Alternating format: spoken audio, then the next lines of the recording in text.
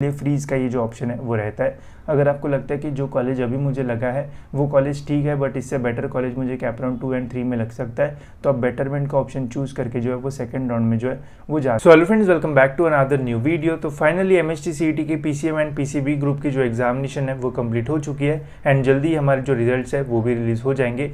Result release होते ही guys कुछ ही weeks में जो एडमिशन प्रोसेस है वो स्टार्ट हो जाती है एंड काफ़ी सारे स्टूडेंट्स एडमिशन प्रोसेस से रिलेटेड जो है वो बहुत ज़्यादा कंफ्यूज होता है, बिकॉज एडमिशन प्रोसेस में बहुत सारी स्टेप्स होती है एंड बहुत सारी चीज़ें आपको जो है वो करना होता है। तो इस वीडियो में गाइस मैं आपको डिटेल में पूरी जो एडमिशन प्रोसेस है वो समझाने वाला हूँ एंड बताने वाला हूँ कि कितनी स्टेप्स होती है एंड क्या क्या यहाँ पे आपको जो है वो करना होता है। तो वीडियो पूरा एंड तक देखते रहिए ताकि आपको एडमिशन प्रोसेस से रिलेटेड सारी जो इंपॉर्टेंट इन्फॉर्मेशन है वो मिल जाए। वीडियो में आगे बढ़ने से पहले गाइस अगर आप भी ये जानना चाहते हो कि आपको एमएचटी सीईटी में कितने मार्क्स पे कितना परसेंटाइल मिल सकता है, तो आप कॉलेज दोस्त के व्हाट्सएप बॉट का जो यूज़ है वो कर सकते हो, जहाँ से आपको ईजिली अपना परसेंटाइल जो है वो पता चल सकता है। कैसे यूज़ करेंगे चलिए जानते हैं। तो डिस्क्रिप्शन में गाइस आपको एक जो लिंक है वो मिल जाएगी, उस लिंक पे आपको क्लिक करना है। उस लिंक पे क्लिक करते ही आप व्हाट्सएप पे रिडायरेक्ट हो जाओगे। यहाँ पे पहले से एक मैसेज जो है वो लिखा रहेगा, उस मैसेज को आपको सेंड कर देना है। मैसेज सेंड करते ही यहाँ पे आपको एक रिप्लाई आएगा जिसमें गाइस आपको अपना नाम एंटर करना है। नेम एंटर करने के बाद फिर से यहाँ पे आपको अपने कॉलेज का नेम जो है वो एंटर करना पड़ेगा। कॉलेज का नेम एंटर करने के बाद यहाँ पे प्राइवेसी का ऑप्शन आएगा जिसमें आपको येस पे जो है वो क्लिक करना है। येस पे क्लिक करने के बाद यहाँ पे अपना ग्रुप चूज़ कर लेना है। ग्रुप चूज़ कर लेने के बाद यहाँ पे आपको एमएचटी सीईटी 2024 पे क्लिक करना है। देन आपको यहाँ पे परसेंटाइल प्रेडिक्टर के ऊपर जो है वो कर देना है क्लिक। इसके बाद यहाँ पे आपको एक लिंक मिल जाएगा, इस लिंक के ऊपर आपको क्लिक कर देना है। इस लिंक पे क्लिक करके आप यहाँ पे जो है वो रिडायरेक्ट हो जाओगे।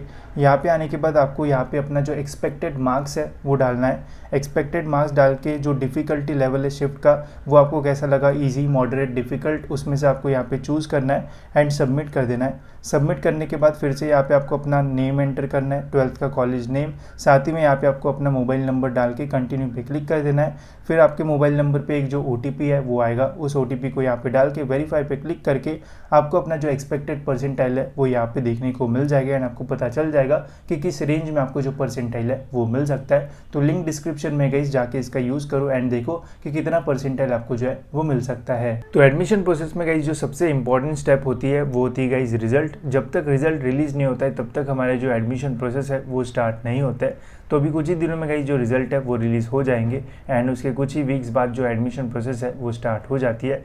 जैसे गाइस रिजल्ट रिलीज़ होता है तो आपको अपना जो परसेंटाइल है वो पता चल जाएगा एंड रिजल्ट रिलीज़ होने के कुछ वीक्स बाद गाइस सीईटी सेल के ऑफिशियल वेबसाइट पे एक जो अपडेट है वो आता है। उस अपडेट में गाइस बताया जाता है कि किस डेट से जो एडमिशन प्रोसेस है वो स्टार्ट होगी एंड किस डेट को जो है वो एंड होगी।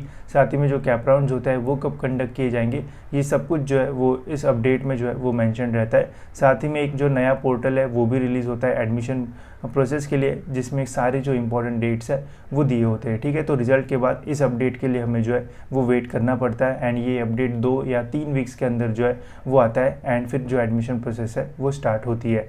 एडमिशन प्रोसेस में गाइस जो सबसे पहला स्टेप होता है वो होता है guys online registration and document verification.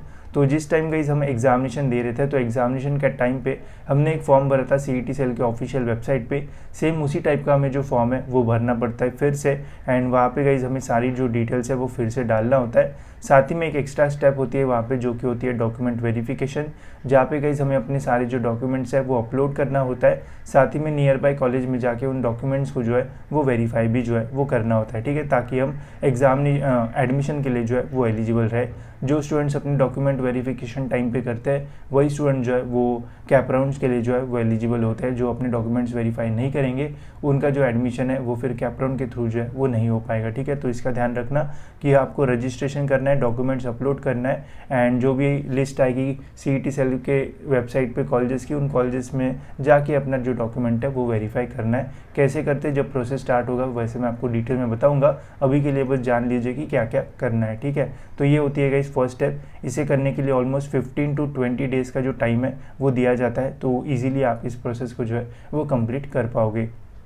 जैसे आपका फर्स्ट स्टेप कंप्लीट हो जाएगा फिर गाइस 3-4 दिन बाद हमारा display of provisional merit list जो है वो रिलीज़ हो जाता है, मतलब हमारी जो प्रोविजनल मेरिट लिस्ट है वो रिलीज़ हो जाती है। इससे गाइस हमें ये पता चलता है कि जो परसेंटाइल हमें मिला है उस परसेंटाइल के ऊपर हमारा all over Maharashtra, all over India जो रैंक है वो क्या है। अगर आप कैटेगरी स्टूडेंट हो तो कैटेगरी रैंक क्या है, home university rank, other than home university rank, ऐसे सारे जो रैंक्स है वो हमें प्रोविजनल मेरिट लिस्ट से जो है वो देखने को मिलते हैं। अब यहाँ पे 2 टाइप की मेरिट लिस्ट आती है, एक होती है guys provisional merit list and एक होती है फाइनल मेरिट लिस्ट। अब प्रोविजनल मेरिट लिस्ट जब रिलीज़ होती है तो स्टूडेंट्स को एक ऑप्शन दिया जाता है प्रोविजनल मेरिट लिस्ट चेक करने का, जिसमें अगर आपको कोई भी मिस्टेक या फिर कुछ भी गलत दिखता है तो फिर आप जो है वो क्वेरी रेज करके उन मिस्टेक्स को जो है वो सही कर सकते हो, एंड वो फिर सारी मिस्टेक्स सही होके जो है वो हमें फाइनल मेरिट लिस्ट में जो है वो देखने को मिलती है। ठीक है, तो प्रोविजनल मेरिट लिस्ट में अगर कुछ गलत आया तो आप चेंज कर सकते हो, एंड फिर 2-3 दिन बाद हमारी जो फाइनल मेरिट लिस्ट है वो रिलीज़ हो जाती है, जिसमें हमारा फाइनल मेरिट नंबर जो है वो रहता है, एंड उसके बाद गाइस कोई भी जो चेंजेस है वो आप नहीं कर सकते हो। ठीक है, तो जो भी चेंज करना है वो यहाँ तक कर पाओगे, उसके बाद कुछ भी आप जो है वो चेंज नहीं कर सकते हो अपनी फॉर्म में एक बार फाइनल मेरिट लिस्ट रिलीज़ होने के बाद। एंड जिन जिन स्टूडेंट्स का फाइनल मेरिट लिस्ट में नाम रहेगा बस वही स्टूडेंट जो है वो कैप राउंड का फॉर्म जो है वो भर पाएंगे, इसका जो है वो ध्यान रखना। तो आपका नाम मेरिट लिस्ट में आना जो है वो बहुत इंपॉर्टेंट है, इसलिए डॉक्यूमेंट वेरिफिकेशन करना जो है वो बहुत इंपॉर्टेंट है। ठीक है, तो ये है गाइस कुछ स्टार्टिंग की स्टेप्स। मेरिट लिस्ट आने के बाद गाइस उसी दिन हमारा जो कैटेगरी वाइज सीट मैट्रिक्स है वो रिलीज़ होता है। इससे हमें ये पता चलता है कि कौन से कॉलेज में कितनी सीट्स अवेलेबल है एंड कौन से कॉलेज में नई ब्रांच वगैरह स्टार्ट होती है, तो ये सब कुछ भी सीट मैट्रिक्स में जो है वो मेंशन होता है। जैसे अभी काफ़ी ट्रेंड है कि सभी कॉलेजेस में AI, DS, cyber security, IoT ऐसी नई नई जो ब्रांचेस है वो स्टार्ट हो रही है, तो हमें पता नहीं चलता है कि कहाँ पे नई ब्रांच आई है, तो सीट मैट्रिक्स के थ्रू हमें ये पता चल जाता है कि कौन से कॉलेज में एक्स्ट्रा जो सीट्स है वो बढ़ गई है या फिर कौन से कॉलेज में न्यू ब्रांच का जो इंट्रोडक्शन है वो किया है, तो ये हमें सीट मैट्रिक्स से पता चल जाता है। इसलिए सीट मैट्रिक्स भी आपको जो है वो पढ़ना आना चाहिए, तो ये भी बहुत इंपॉर्टेंट चीज़ होती है। इसके अलावा कैप राउंड्स के फॉर्म फिलिंग प्रोसेस के लिए गाइस आपको लास्ट ईयर के जो कट ऑफ्स है वो रेफ़र करना होता है। तो मैंने मेरे ऐप पे जो कि नॉलेज सीकर्स है उसके ऊपर सारे जो कट ऑफ्स है वो डाल रखे, फ्री में आप जो है वो डाउनलोड कर सकते हो, लिंक डिस्क्रिप्शन में मिल जाएगी। ऐप को डाउनलोड करके फ्री मटेरियल में चले जाना, वहाँ पे आपको इंजीनियरिंग के सारे जो कट ऑफ्स है वो मिल जाएंगे, जिन्हें रेफ़र करके आप जो है वो कॉलेजेस को शॉर्टलिस्ट कर सकते हो। ठीक है, फिर ये सीट मैट्रिक्स जब रिलीज़ होती है तो उसके 3-4 दिन बाद गाइस हमारी कैप राउंड की जो प्रोसेस है वो स्टार्ट होती है। कैप का फुल फॉर्म होता है guys common admission process. Common admission process या फिर सेंट्रलाइज एडमिशन प्रोसेस ऐसा भी हम बोल सकते हैं। तो सेंट्रलाइज एडमिशन प्रोसेस में गाइस आप घर बैठे ही सभी कॉलेजेस के लिए जो है वो अप्लाई कर सकते हो, एंड सारी जो चीज़ है वो आपको ऑनलाइन पोर्टल पे ही जो है वो करना होता है। कैसे करना होता है वो मैं आपको डिटेल में वीडियोज़ के थ्रू बताऊँगा, एंड मैं आपको गारंटी देता हूँ कि अगर आप मेरे वीडियोज़ देखोगे तो आप घर बैठे अपना पूरा जो एडमिशन है वो कर पाओगे एंड कोई भी प्रॉब्लम आपको नहीं आएगा। अब कैप राउंड में होता क्या है कि जिस दिन कैप राउंड स्टार्ट होगा तो आपके प्रोफाइल में वहाँ पे एक ऑप्शन आएगा fill cap round 1 option form. ठीक है, इस ऑप्शन फॉर्म में आपको क्या करना होता है, आपको कॉलेजेस के नाम जो है वो डालना होता है। सपोज़ अगर आपको 95 परसेंटाइल मिले तो उसके अकॉर्डिंग जो भी लगता है कि आपको ये कॉलेज मुझे लग सकते हैं या फिर मुझे ये कॉलेजेस चाहिए, तो अकॉर्डिंगली गाइस यहाँ पे आपको कॉलेजेस के जो नाम है वो डालना होता है, एंड इन कॉलेजेस को जो प्रेफरेंस है वो देना होता है। प्रेफरेंस मतलब कौन से कॉलेज को आप नंबर 1 पे रखोगे, कौन से नंबर 2 पे रखोगे, कौन से नंबर 3 पे रखोगे, ऐसा। ठीक है, तो ऐसे हमें प्रेफरेंस जो है वो देना होता है, एंड उस ऑप्शन फॉर्म को जो है वो करना होता है सबमिट करने के बाद गाइस 2-3 दिन बाद हमारा जो रिजल्ट है कैप राउंड 1 का वो रिलीज़ होता है, जिससे हमें ये पता चलता है कि हमें कौन सा कॉलेज जो है वो अलॉट होता है।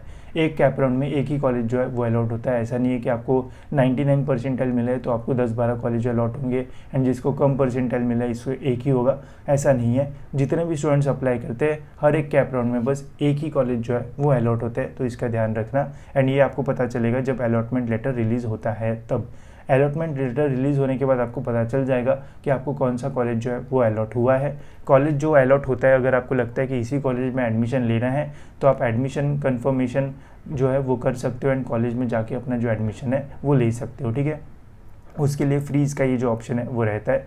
अगर आपको लगता है कि जो कॉलेज अभी मुझे लगा है वो कॉलेज ठीक है बट इससे बेटर कॉलेज मुझे कैप राउंड 2 एंड 3 में लग सकता है, तो आप बेटरमेंट का ऑप्शन चूज़ करके जो है वो सेकंड राउंड में जो है वो जा सकते हो। जो स्टूडेंट फर्स्ट राउंड में ही अपना कॉलेज फ्रीज़ कर देते हैं या फिर जिनका ऑटो फ्रीज हो जाता है, तो वो कैप राउंड का जो पार्ट है वो नहीं रहते हैं, वो second round and third round में जो है वो नहीं जा सकते। अब ये फ्रीज़, ऑटो फ्रीज़, बेटरमेंट ये क्या है, इसके ऊपर डिटेल में मैं वीडियो बनाऊंगा ताकि आपको आने वाले समय में कोई भी जो प्रॉब्लम है वो ना हो। अभी बस ये जान लो कि कौन से जो ऑप्शंस है वो रहते हैं, ठीक है। तो आप एडमिशन कंफर्म कर सकते हो या फिर सेकेंड राउंड थर्ड राउंड के लिए भी जो है वो जा सकते हो। अगर आप कैप राउंड 2 के लिए जाते हो तो फिर से यहाँ पे आपको कैप राउंड का जो फॉर्म है वो भरना पड़ेगा, फिर से यहाँ पे आपको कॉलेजेस के जो नाम है वो डालना पड़ेगा एंड फिर ये अलॉटमेंट का जो रिजल्ट है वो रिलीज़ होगा। फिर से आपके पास ऑप्शन रहेंगे freeze, betterment and auto freeze. मतलब अगर जो फर्स्ट कॉलेज आपने डाला है अगर वही कॉलेज लगता है तो वो ऑटो फ्रीज हो जाता है एंड फिर उसी कॉलेज में आपको जो है वो एडमिशन लेना पड़ता है, ठीक है। इसके ऊपर डिटेल वीडियो आएगा, आपको पता चल जाएगा। बाकी ऑप्शन जो है वैसे रहते हैं।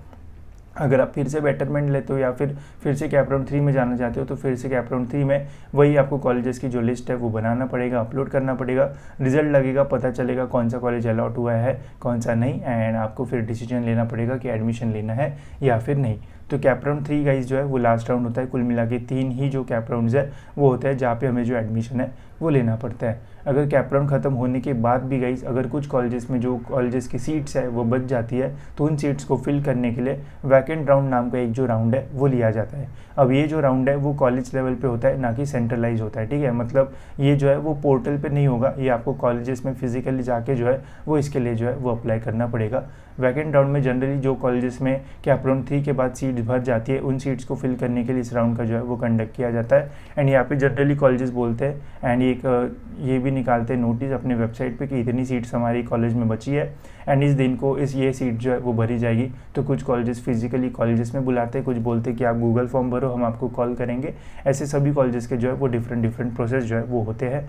कैप राउंड 3 में अगर आपको कोई एक XYZ कॉलेज मिला, वैकेंट राउंड में अगर आप अप्लाई करते हो तो चांसेस होते हैं कि एक रैंक या फिर 2 रैंक और बेटर कॉलेज आपको जो है वो मिल जाए, बट इसके लिए काफ़ी पेशेंस रखना पड़ता है एंड थोड़ा इसमें जो है वो अनसर्टेनिटी भी होती है कि लगेगा या फिर नहीं। तो ये क्या होता है, इसके लिए कैसे हमें अप्लाई करना चाहिए, इसके ऊपर भी डिटेल वीडियो में जो है वो जैसे एडमिशन प्रोसेस स्टार्ट हो जाएगी वैसे बनाऊंगा ताकि आपको अच्छे से अच्छा जो कॉलेज है वो मिले एंड आपके साथ कोई भी जो प्रॉब्लम है वो ना आए एंड कोई भी आपसे जो है वो मिस्टेक ना हो, ठीक है। तो एडमिशन का पूरा जो ओवरव्यू है वो मैंने आपको दे दिया है कि किस टाइप से पूरी जो एडमिशन प्रोसेस है वो चलती है एंड क्या क्या जो है वो इसमें होता है। कुछ भी डाउट होगा तो कमेंट सेक्शन में आप जो है वो पूछ सकते हो या फिर इंस्टाग्राम पे भी जो है वो आप मुझे मैसेज कर सकते हो, ठीक है। इसके अलावा ये जो बॉट की लिंक है वो आपको डिस्क्रिप्शन में मिल जाएगी, वहाँ से आप अपना जो परसेंटाइल एक्सपेक्टेड कितना हो सकता है वो देख सकते हो, तो लिंक डिस्क्रिप्शन में चेकआउट कर सकते हो। इस वीडियो में इतना ही गाइस, मिलते हैं ऐसी और एक इन्फॉर्मेटिव वीडियो में।